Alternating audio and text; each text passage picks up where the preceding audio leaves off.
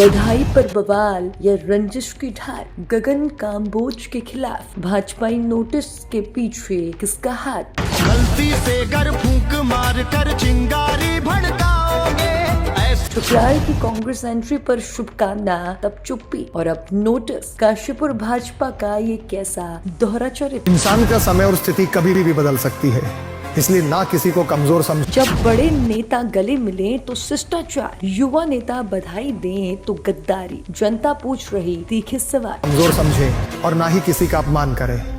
आप शक्तिशाली। काशीपुर भाजपा के भीतर चल रही अंदरूनी खींचतान अब उस मोड़ पर आ गई है जहां अनुशासन के नाम पर केवल चुन चुन कर निशाना साधा जा रहा। युवा नेता गगन काम्बोज को जारी किया गया नोटिस इसका सबसे बड़ा प्रमाण है। राजनीति के गलियारों में यह सवाल गूंज रहा है कि जब भाजपा के पूर्व विधायक राजकुमार ठुकराल ने भगवा छोड़ कांग्रेस का दामन थामा और गगन ने जेही विधि नाथ होई हित मोरा की चौपाई के साथ उनके उज्जवल भविष्य की कामना की थी, तब जिला नेतृत्व की नैतिकता कहां सोई थी? उस समय तो कोई नोटिस जारी नहीं हुआ। आज एक छोटे भाई को जीत की बधाई देने पर नोटिस थमाना यह साबित करता है कि यह कार्यवाही किसी नियम के तहत नहीं बल्कि एक सोची समझी राजनीतिक घेराबंदी के तहत की गई। क्या भाजपा का नेतृत्व यह भूल गया है कि देश के प्रधानमंत्री से लेकर मुख्यमंत्री तक विपक्षी दलों के नेताओं को जीत पर बधाई देते हैं? अगर बड़े नेताओं के लिए यह राजनीतिक शिष्टाचार है तो एक उभरता हुआ युवा कार्यकर्ता के लिए यह अपराध कैसे हो गया? हैरानी तो इस बात पर होती है कि काशीपुर के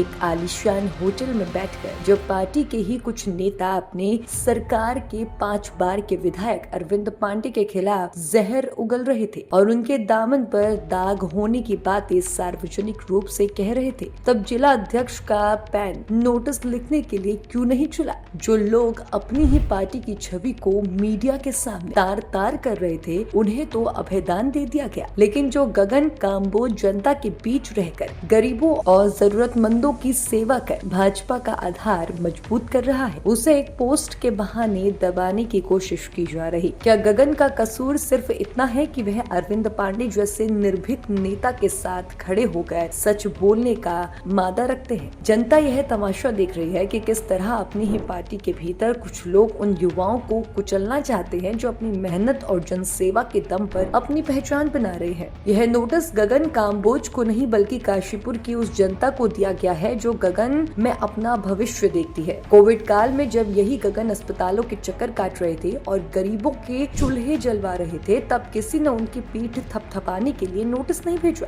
आज जब उनकी लोकप्रियता का ग्राफ बढ़ गया है और वह अरविंद पांडे के साथ मिलकर जनता की आवाज को प्रखरता दे रहे हैं, तो विरोधियों के पेट में दर्द होना स्वाभाविक है।